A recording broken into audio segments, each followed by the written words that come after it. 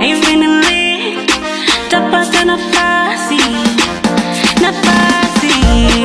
Yeah, KJ kijiko ya jikoni, Witness baby, wapi ulipo mama?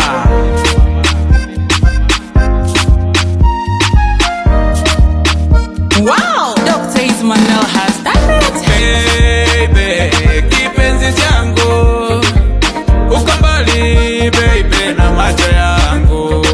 Baby, kipenzi changu, uko mbali baby na macho yangu.